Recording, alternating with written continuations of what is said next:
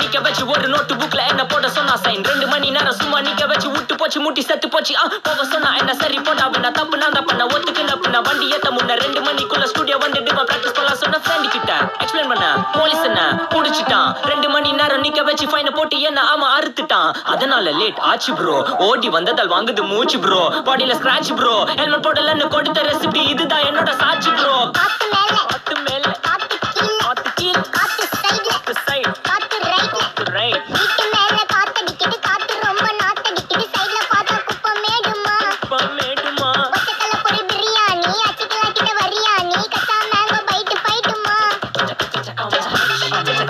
bitch, bitch, bitch, bitch,